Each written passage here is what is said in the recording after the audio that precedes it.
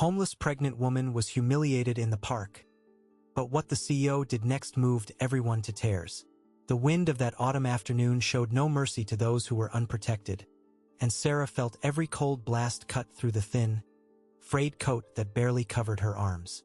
At 24, her face, which should have displayed the bloom of youth, showed the deep lines of someone who had aged a decade in just a few months.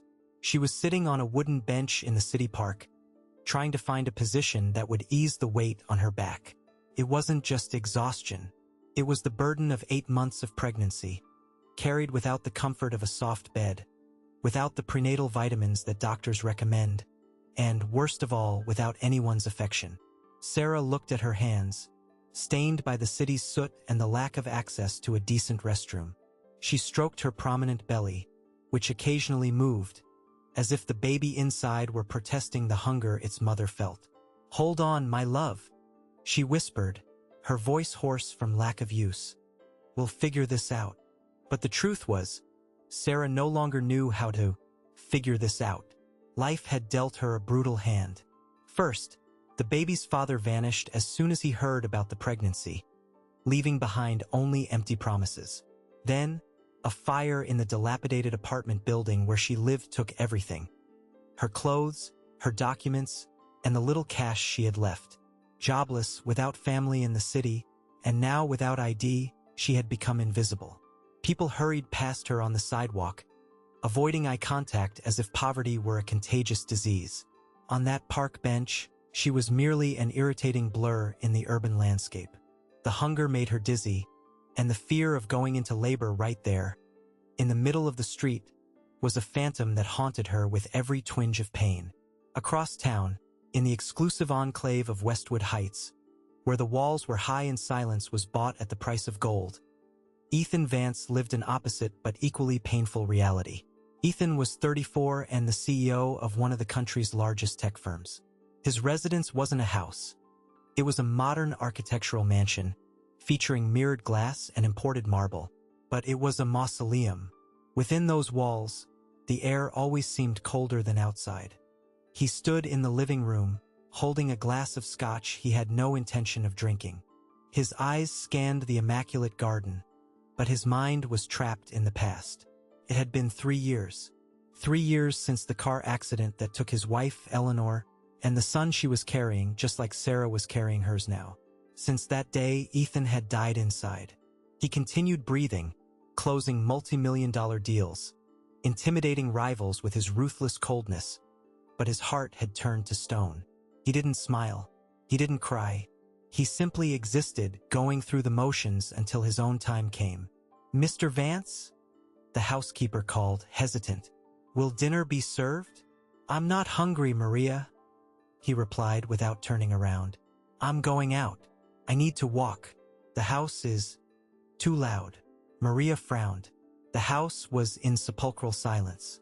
But she knew the noise disturbing her employer came from inside his head. Ethan put on his designer cashmere coat, ignored the chauffeur who immediately stood up, and decided to walk to the city park. It was a place he usually avoided, full of families, children, and dogs. Everything that reminded him of what he had lost. But on that gray afternoon, he needed to see people, if only to confirm how much he despised the happiness of others. Fate, with its twisted, mysterious lines, was about to cross these two paths. While Ethan walked along the paved paths, lost in dark thoughts about the futility of his fortune, Sarah tried to close her eyes for a few minutes. Her body pleaded for rest. It was then that loud laughter woke her up. It wasn't laughter of joy. It was laughter of scorn. A group of 5 young men, well-dressed in designer clothes, and with the arrogance of the Silver Spoon crowd who'd never heard the word no, stopped in front of her bench. They were returning from some upscale bar in the Noble District, reeking of expensive liquor and entitlement. "Look at this," said one of them, the tallest, pointing at Sarah as if she were an exotic animal. "Doesn't the city clean up this park anymore? Disgusting." Sarah pulled her legs in, trying to make herself smaller. Her protective instinct took over, and she crossed her arms over her belly. "Please, I'm just resting," she mumbled, her voice trembling. "Resting?" Another guy scoffed, kicking the plastic bag where Sarah kept her only belongings. An empty water bottle and a pair of socks. This is public space, not a hotel for bums. Come on, get out of here, shouted the third, clapping his hands near her face to scare her. Sarah's heart pounded. She tried to stand up, but the weight of her belly and the weakness in her legs betrayed her. She stumbled and fell to her knees on the damp grass. The scene, already humiliating, became perverse. The young men found her lack of balance amusing. Inhumanity took hold of the group. They felt like they owned the world, protected by their father's important surnames. "Get up, you filthy woman!" The group leader stepped forward. Sarah, on the ground, looked up with tears in her eyes. "I'm pregnant. Please don't hurt me. For God's sake." The mention of God or the pregnancy should have stopped any human being with a shred of conscience. But that young man was intoxicated by power and alcohol. "Pregnant? Another kid we have to pay for with our taxes," he said with disdain. And then, the unthinkable happened. In an impulse of gratuitous malice, the young man delivered a kick. It wasn't a kick strong enough to kill, but it was targeted. The toe of his expensive sneaker struck the side of Sarah's abdomen. The scream she let out was inhuman. It was the sound of a wounded she-wolf, a sound that ripped through the cold park air and sent birds flying from the trees. "Aya, my baby!" She curled up, clutching her belly, crying from pain and terror. The young men took a step back, perhaps realizing they had gone too far, but still maintaining the nervous laughter of complicity. Ethan was 50 yards away. He heard the scream. That sound pierced the bubble of apathy he had lived in for years. The cry of a mother fearing for her child. It was the same sound that echoed in his nightmares, the sound he imagined his wife might have made if she had had the time. Ethan's blood ran cold, and then it boiled like lava.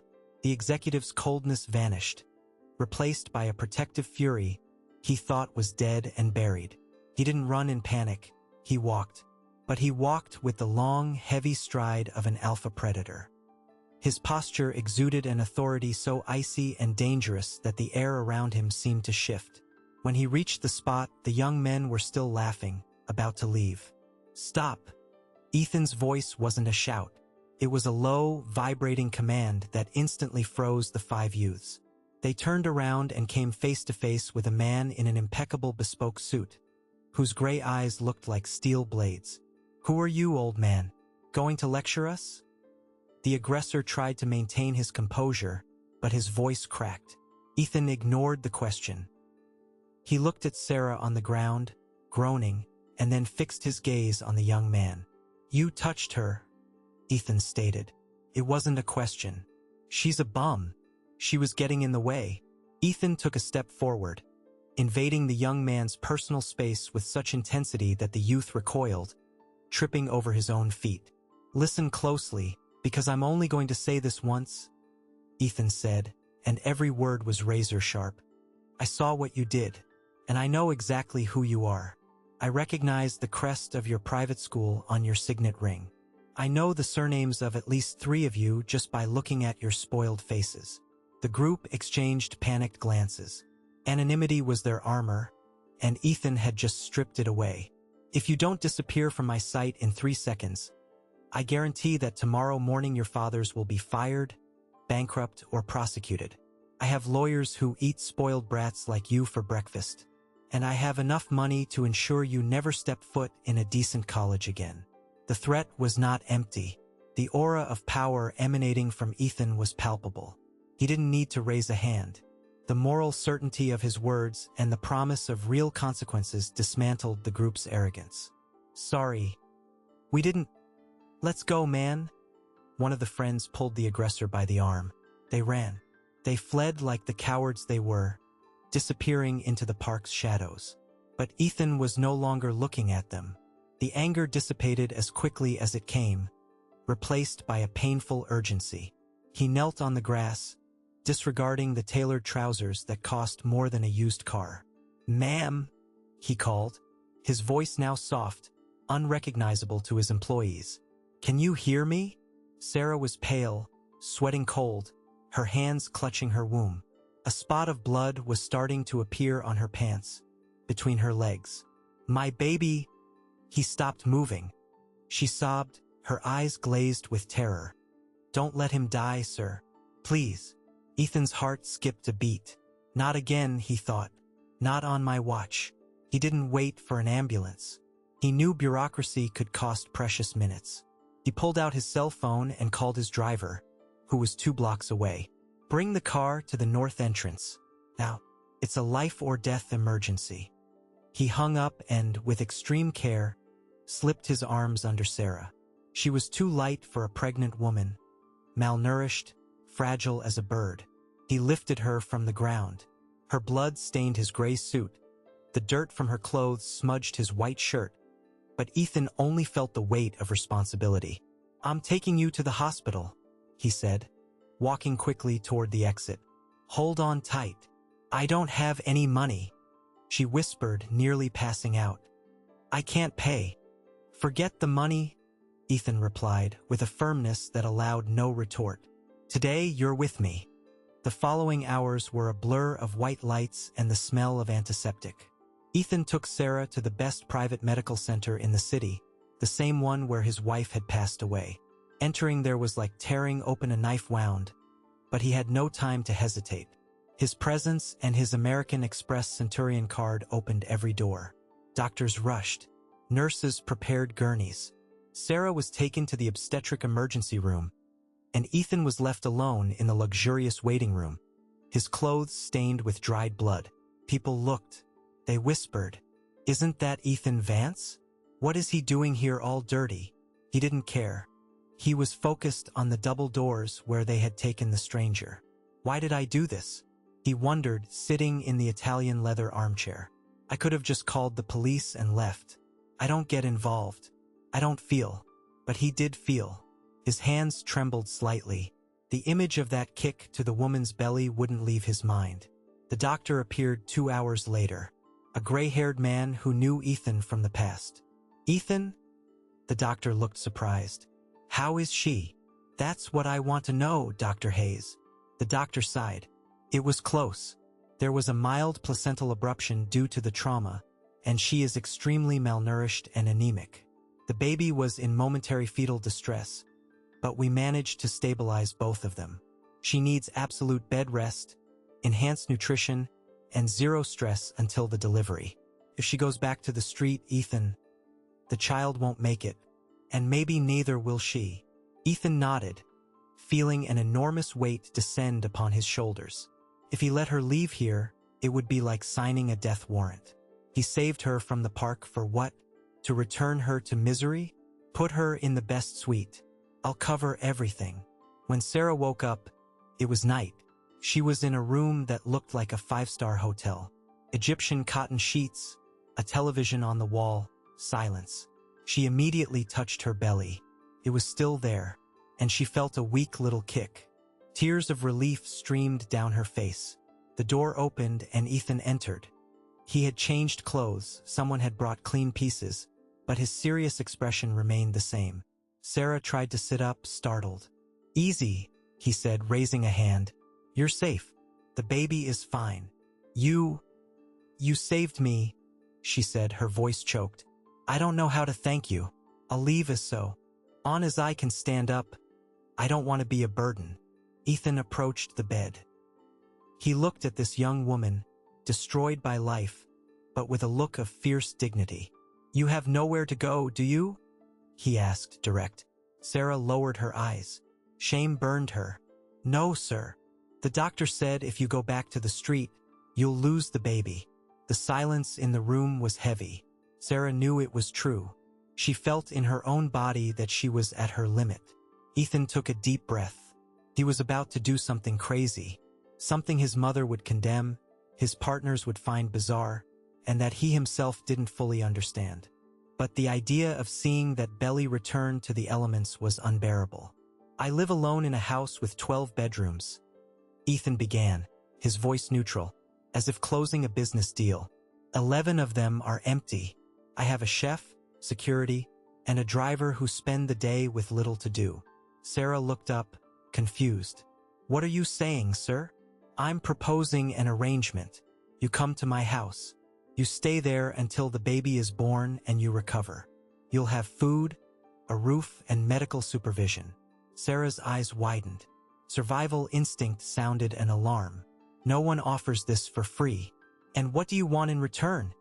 She asked, pulling the sheet up to her neck, defensive. Because if you think I'm that kind of woman, Ethan let out a short, dry, humorless laugh. I want nothing from you, girl. I don't want your body, I don't want your labor, I don't want your gratitude. He hesitated, searching for the truth within himself. I just can't let this child die. I have my reasons.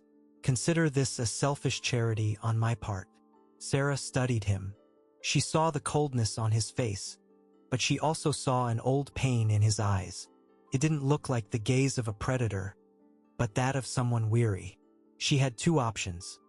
Pride, which would lead her back to the park bench and possibly her child's death, or trust in this rich, sad stranger.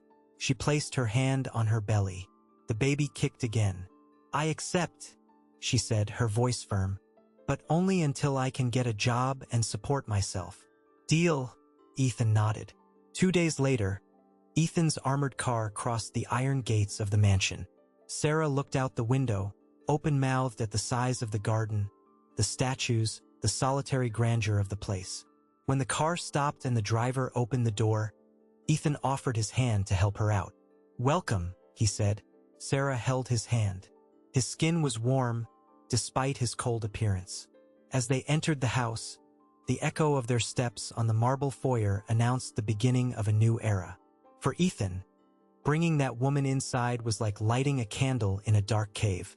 He didn't know it yet, but the life of that homeless woman was about to turn his world upside down, and his life, so organized and empty, would never be the same.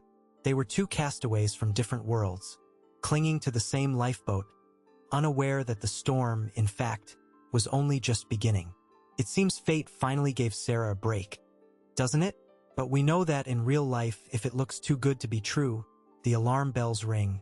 Or is Ethan truly acting purely out of kindness? Now I want to know from you. If you were in Sarah's place, pregnant, alone, and homeless, would you have agreed to go to a stranger's house? Or would fear have won out? Leave your opinion here in the comments.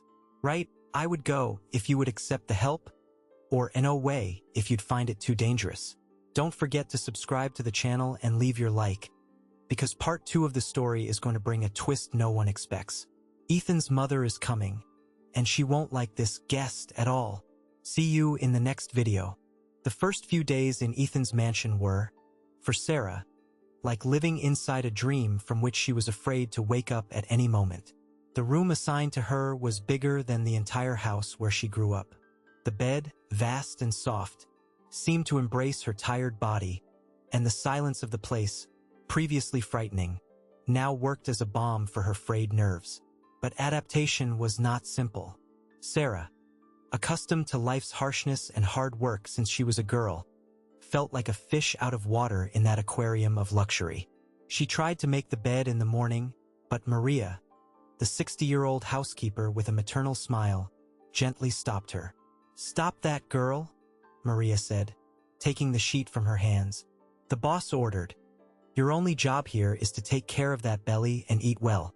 And speaking of eating, I made a hearty chicken and vegetable broth that will lift your spirits." Ethan, for his part, kept his distance. For the first few days, they barely crossed paths. He left early for the company and returned late, locking himself in his home office. It was as if, after the heroic act in the park, he had retreated into his cave, wary of what that female presence might awaken in him. However, a house, no matter how large, becomes small when two solitudes inhabit the same roof. The change began at the dinner table. Ethan used to eat alone at the head of the 12-seat table reviewing papers. One night, passing through the hallway, he saw Sarah eating in the breakfast nook with Maria. They were laughing about something. The sound of that laughter, genuine and light, hit Ethan like a cool breeze on a sultry day. The next day, he ordered an extra setting be placed at the large dining table. "You don't need to eat in the kitchen," he said, without lifting his eyes from his plate. When Sarah entered the dining room, shyly, "Sit down." The first dinner was silent, only the clinking of cutlery on the fine china. But slowly, the ice began to melt. Ethan asked about the baby. Sarah, her eyes shining, said it was a girl, but that she hadn't chosen a name yet because she was afraid of getting attached and something bad happening. That confession disarmed Ethan. He put down his fork and looked at her. "Nothing bad is going to happen," he promised, with a seriousness that made Sarah's heart skip a beat. "Not while you are under this roof." Weeks passed, and the forced coexistence turned into a pleasant routine. Sarah, with her health recovered and her cheeks flushed, brought life to the gray mansion. She started placing fresh flowers in the empty vases in the living room. She opened the heavy curtains to let the sun in. Ethan, the corporate iceman, started coming home earlier. He told himself it was to check if the guest needed anything, but deep down, he yearned for those conversations. He discovered that Sarah was intelligent, observant, and had a sense of humor that had survived her tragedies. Sarah, in turn, began to see beyond the expensive suit and the closed expression. She saw a wounded man, carrying grief like a second skin. The bond tightened irrevocably one Sunday afternoon. Ethan found Sarah in the library, reading a book on motherhood that he had secretly purchased. "She's restless today," Sarah commented, smiling and stroking her enormous belly. "I think she's going to be a soccer player." Ethan approached, hesitant. Her belly was a constant reminder of what he had lost. But, strangely, it no longer hurt so much to look at. It hurt less every day. "May I?" he asked, extending his hand, in a gesture that surprised both of them. Sarah nodded, holding her breath. Ethan touched her abdomen with a reverent delicacy. At that exact moment, the baby kicked hard against his palm. The shock ran through Ethan's arm and went straight to his heart. His eyes filled with tears that he fought not to let fall. "She's strong," he whispered, his voice rough. "Like her mother." In that instant, something changed. Sarah's belly became sacred to him. Ethan began to accompany her to doctor's appointments, facing the waiting rooms with the posture of a protective father. He bought vitamins, discussed colors for the nursery layette, and even learned how to assemble a crib, quietly cursing the complicated instructions while Sarah laughed from the armchair. Sarah's gratitude turned into admiration, and admiration, dangerously, began to flirt with love. She knew she shouldn't. They were from opposite worlds. He was the savior, she the saved. But the heart does not understand social hierarchies. The turning point happened one night during a torrential storm. Lightning cut across the sky, and thunder made the windows vibrate. Sarah, already in her 9th month, woke up screaming. Ethan was in her room in seconds, wearing only pajama bottoms, his face etched with panic. "What is it? Is it the baby? It hurts so much," she groaned, sweating cold. "I think it's time." He didn't hesitate. He held her hand firmly, sitting on the edge of the bed, and began to time the contractions, just as he had read in the books. He wiped the sweat from her forehead, whispering calming words, being the anchor in the middle of her storm. Hours passed. They were practice contractions, the doctor explained over the phone, aggravated by the scare of the storm. But Ethan did not leave her side. He stayed there, holding Sarah's hand until she fell asleep from exhaustion, as the day was breaking. Before leaving, he kissed her forehead. "You will never be alone again, Sarah. I promise," he whispered to the sleeping woman. "We are a family now, in our own twisted way, but we are." It seemed that happiness had finally found a permanent address in that mansion. But their happiness bothered someone. A lot. The family matriarch, Patricia Vance, was not a woman to accept situations that escaped her control. Ethan's mother, she saw Sarah's presence not as an act of kindness, but as a threat to the family wealth and legacy she had helped build and protect with tooth and nail. Patricia showed up at the mansion on a Tuesday, unannounced. She looked at Sarah with the contempt of someone looking at an insect in their salad. "So this is the charity case of the week?" Patricia asked Ethan in the living room, ignoring Sarah's presence. "Have you lost your mind, son? Bringing a woman off the street into the house? Do you know what people are saying?" "I don't care what they say, Mother, and I demand respect. Sarah is my guest." Patricia smiled, a cold, calculating smile. She knew where to strike. Ethan was a man of logic and, above all, a man traumatized by loss and the fear of being deceived. Days later, Patricia returned. This time, she held a manila envelope in her hands. "I knew something was wrong," she said, tossing the envelope onto the coffee table in front of Ethan. "I hired an investigator. Read it." Ethan, reluctant, opened it. The dossier was a toxic mix of manipulated truths and outright lies. There were photos of Sarah with her ex-boyfriend, the baby's father, a man flagged for fraud. The report suggested that Sarah was his accomplice, that she had old debts, and that the meeting in the park might have been a setup to manipulate a vulnerable millionaire. "She's using you, Ethan." Patricia distilled the venom. "She needs money to pay off her gangster boyfriend's debts. This pregnancy is the perfect con." Ethan felt the ground shake. The old armor of cynicism, which Sarah had helped dismantle piece by piece, began to close again. Doubt is a fast-spreading cancer. He looked at the photos, at the documents, and the fear of being betrayed, of being made a fool of, blinded his reason. But Patricia had the final blow ready. That same afternoon, a commotion took over the house. Patricia shouted that she had been robbed. "My heirloom emerald pin, the one that belonged to your grandmother, Ethan. I left it in my purse, right here in the living room, and it's gone." Ethan, with a heavy heart and a mind poisoned by his mother's words, ordered a search. Sarah, completely confused, watched everything with wide eyes, trying to calm the baby stirring in her belly. "Search her things," Patricia ordered a security guard, pointing at Sarah. "You don't need to do that," Sarah exclaimed, crying. "I never took anything. Ethan, you know I wouldn't." Ethan didn't look at her. He stared out the window, his fists clenched. The security guard returned from Sarah's room bringing a small, worn cloth bag, where she kept her few items. From inside it, he pulled out the emerald pin. The silence that fell over the room was deafening. Ethan slowly turned. The sight of the jewelry in the guard's hands was like a bullet. All the trust, all the dinners, the laughs, the moment during the storm. It all seemed like an elaborate lie. "Ethan, I don't know how that got there. I swear."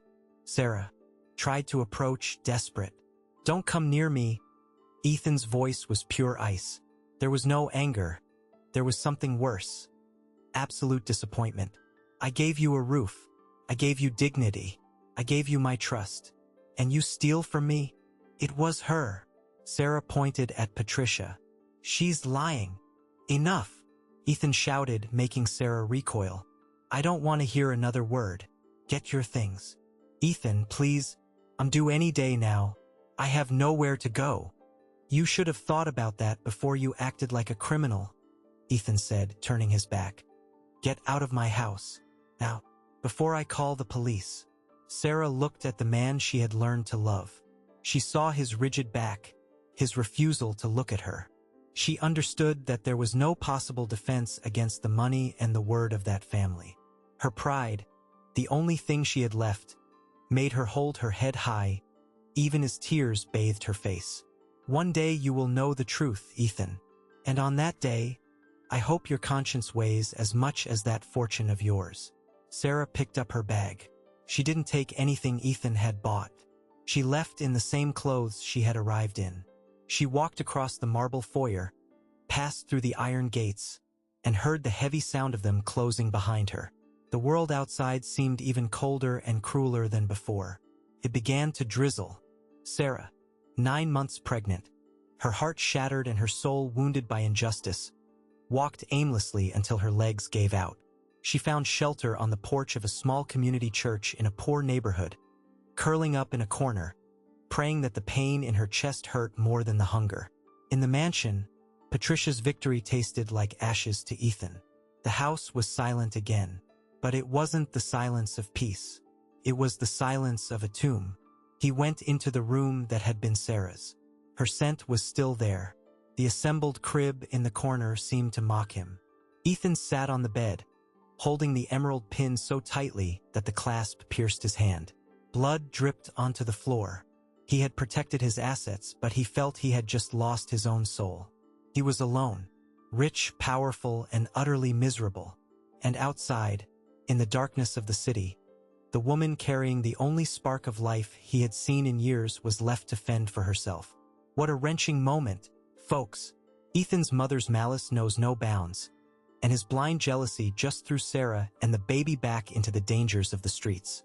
It's infuriating to see how a well-told lie can destroy such a beautiful relationship that was being born. Now, the million-dollar question. Did Ethan act correctly in protecting his family? Or should he have trusted his gut and believed Sarah, even with the evidence? When trust is broken, can it be fixed? I want to see your opinions down below.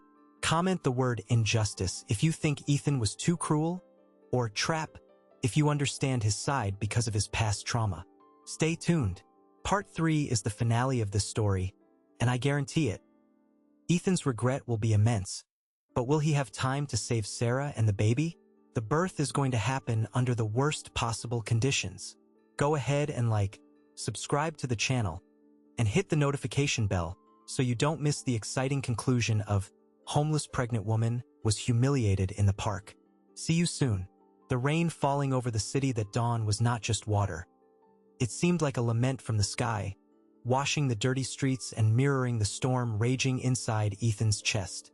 He was sitting on the floor of the room that, until hours ago, belonged to Sarah. Her perfume, a soft blend of cheap soap and the natural scent of clean skin, still lingered in the air, defying the luxurious sterility of the mansion. In his hands, Ethan still held the emerald pin. The object, which was supposed to represent his family legacy, now seemed cursed, heavy as lead.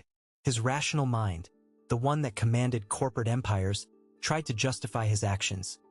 The evidence was there, the detective's dossier, the jewelry in the bag, but his heart, the organ he had tried to silence for 3 years and that Sarah had made beat again, screamed that he had made an irreparable mistake. Doubt was a corrosive worm. Unable to bear the silence of the house, Ethan stood up. He needed absolute certainty. He needed to see the moment of betrayal with his own eyes. He walked to the security office, a room filled with monitors that watched every corner of the property. With trembling hands, he typed the password for the internal camera system. He selected the recording of Sarah's room, rewinding to the time everyone was in the dining room shortly before the jewelry scandal. The image on the grainy screen made Ethan's blood run cold. The guest room door opened, but it wasn't Sarah who walked in. It was Patricia. His mother entered the room, looking around furtively. She walked to the dresser where Sarah's simple bag lay. With quick, precise movements, she took the pin from her own pocket and tucked it into the bottom of the young woman's bag. Then she left, smoothing her dress skirt as if nothing had happened. Ethan recoiled in the chair, as if he had been physically punched in the stomach. He couldn't breathe. It hadn't been Sarah who betrayed him. It had been the woman who gave him life. His own mother had orchestrated the destruction of the only chance for happiness he had had in years, driven by prejudice and greed. "Oh God, what have I done?" Ethan whispered to the empty room. His voice came out broken, a pure groan of pain. The image of Sarah being expelled, 9 months pregnant, crying in the rain, flooded his mind. He had sent her to hell. He, who had promised to protect her, had become the monster of the story. The fury that overtook him next was not cold like the one in the park. It was volcanic. Ethan sprang up, knocking over the chair. He didn't waste time calling his mother or confronting her over the phone. That would be handled later, and it would be final. Now there was a life at stake. 2 lives. He rushed to the garage, ignoring the pajamas beneath the coat he hastily threw on. He got into his sports car, started the engine that roared like an awakened beast, and sped off, tires screeching on the wet asphalt. But where to go? The city was immense, a labyrinth of concrete and indifference. As he drove dangerously fast down the deserted avenues, a memory flashed in his chaotic mind. Maria, the housekeeper, had mentioned Days ago, a community church where Sarah used to get soup before going to the park. St. Jude's Community Church, in the north side, young Mr. Ethan. She said the priest there was the only one who looked her in the eye, Maria had said. It was a faint, almost invisible clue, but it was all he had. Ethan raced across the city, ignoring red lights. The landscape changed as he moved away from the wealthy neighborhoods. The streets became potholed, the lighting poor, the houses turned into piles of unplastered brick. Sarah's reality, the reality he had returned her to. Arriving at the small church, he found the gate locked, but there was a light in the rectory next door. Ethan pounded on the wooden door, desperate. An elderly priest, his face etched with weariness, opened the door, startled by the figure of the rich, distraught man. "Where is she?" Ethan demanded without preamble. "Sarah, the pregnant woman.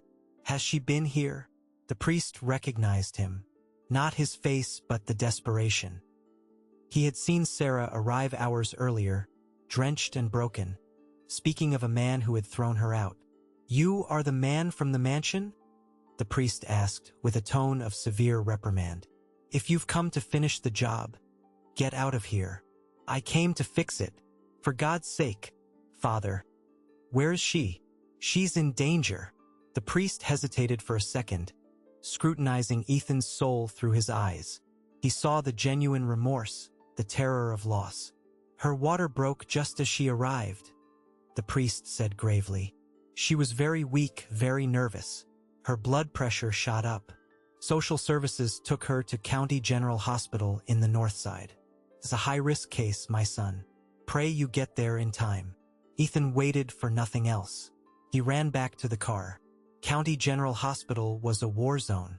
Crowded corridors, gurneys in the hallways, people crying, exhausted doctors rushing everywhere. The smell of antiseptic mixed with sweat and fear permeated the air. Ethan entered like a hurricane. The receptionist tried to bar his way, asking for ID, charts, protocols. "I am Ethan Vance," he yelled, his voice echoing in the lobby, making everyone fall silent. "And the woman giving birth to my daughter is here. If someone doesn't take me to her now, I will buy this hospital and fire every one of you." It wasn't the financial threat that worked, but the desperate authority of a father. An older nurse, seeing his state, signaled to him, "Come with me, fast." They ran through the labyrinthine corridors to the obstetrics wing. "She's in the delivery room now," the nurse explained, panting. "It's an emergency C-section. Acute fetal distress and preeclampsia. The mother is delirious, calling for someone. I think it's you." Ethan felt his legs fail, but he forced himself to continue. He had to get into that room. They dressed him in scrubs and a mask. When he entered the surgical suite, the sound of heart monitors frantically beeping filled his ears. There she was, pale as wax, her lips blue, her eyes rolling. The doctors worked urgently over her open abdomen. Ethan approached the head of the bed. He held Sarah's hand, which was ice cold. "Sarah," he called, his voice choked with the tears that now streamed freely, wetting his mask. "I'm here. I came for both of you." Sarah opened her eyes with difficulty. Seeing Ethan's gray eyes, a mixture of relief and pain crossed her face. She tried to pull her hand away in a reflex of protection. You sent me away," she whispered, her voice too weak. "You believed her. I was an idiot. I was blind, Sarah." Ethan pressed her hand against his own face, smearing her tears onto himself. "I saw the video. I saw my mother put the pin in your bag. I know the truth. Forgive me. Please don't give up. Stay with me." The revelation seemed to drain the last resistance of anger Sarah was holding on to. She saw the truth in his eyes. There was no arrogance there, just a man stripped of all pride, begging for a second chance. "The baby!" she groaned. "Doctor!" Ethan yelled at the team. "Save them both. Do the impossible." Time seemed to freeze. The metallic sound of surgical instruments, the doctor's clipped commands, the monitor's beep, and then a new sound, primal, wonderful sound, the cry of a baby, strong, shrill, full of life. "It's a girl," the obstetrician announced, holding up the small, pink child. Ethan looked at his daughter. Then he looked at Sarah. She was crying, but now it was a cry of deep relief. The nurse quickly cleaned the baby and brought her close to her mother's face. Sarah touched her daughter's cheek with a trembling finger. Ethan covered both their hands with his, closing a cycle. In that public hospital, without luxury, without comfort, in the middle of chaos, Ethan felt the greatest wealth he had ever experienced in life. The hole in his chest, opened 3 years ago, was finally beginning to heal. "She has your eyes?" Ethan whispered to Sarah. "And your strength." Sarah turned her face to him, exhausted, but with a new light in her gaze. "Are we going home?" she asked, in a thread of a voice. "Yes," Ethan promised, kissing her sweaty forehead. "To our home. And no one ever again will take you away from there." The following days were a radical transformation. Ethan kept every word and went further. The first measure was the most painful but necessary. He summoned Patricia to his corporate office. Without shouting, without a scene, he played the security camera video on the giant screen in the conference room. The matriarch paled, trying to stammer excuses, talking about protecting the family. "You didn't try to protect the family, Mother. You tried to destroy the only real family I could ever have," Ethan said with icy calm. "As of today, you are removed from the company board. Your allowance will be cut in half, and you are forbidden from setting foot in my home. If you go near Sarah or my daughter, I will turn this recording over to the police and prosecute you for theft and slander." Patricia left the room in silence, defeated by her own villainy. Ethan felt a weight lift from his shoulders. He had chosen love instead of toxic blood. When Sarah and little Eleanor, named in tribute to life, not the past, were discharged, Ethan did not take them to the cold mansion of before. He had transformed the house. The guest room no longer existed. It was now the shared master suite. He ordered walls to be taken down, windows to be opened. The house smelled of flowers and baby powder. But the biggest change wasn't in the architecture. It was in Ethan's soul. He reduced his workload at the company.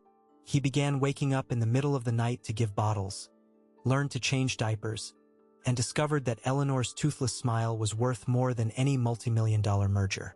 The relationship with Sarah blossomed without the shadow of debt or servile gratitude. They fell in love slowly, day by day, between sleepless nights and lingering breakfasts. Sarah went back to school, supported by Ethan, who saw in her a brilliant intelligence that poverty had tried to stifle. Epilogue. 2 years passed.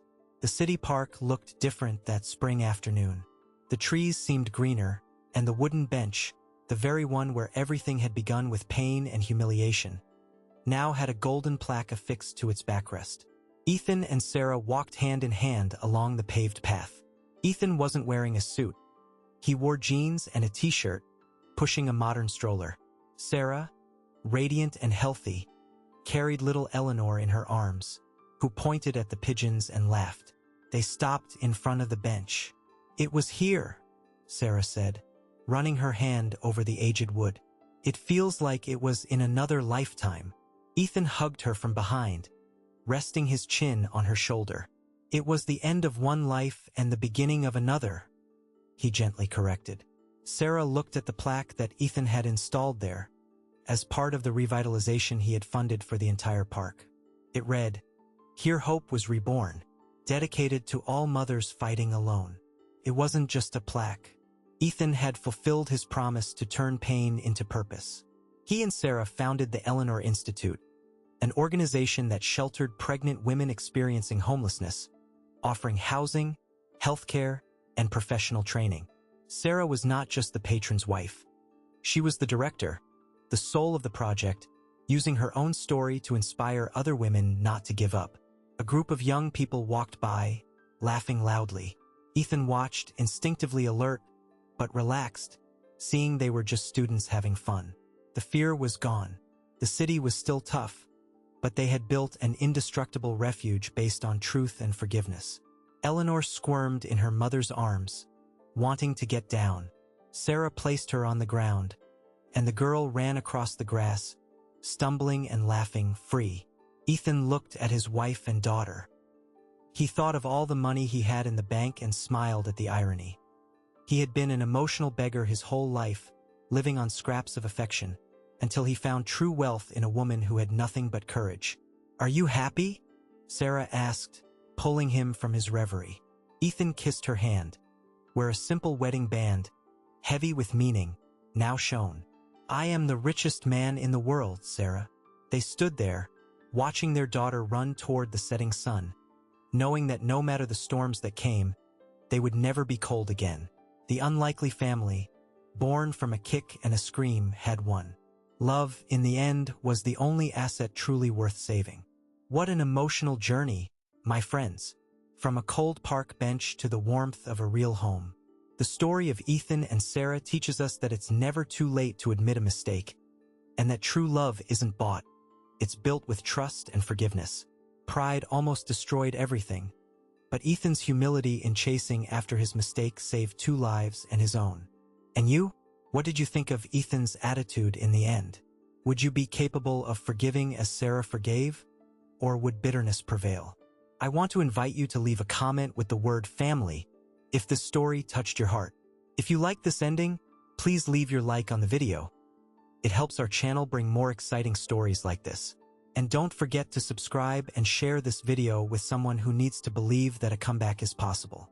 Thank you so much for following this story this far. God bless, and until next time.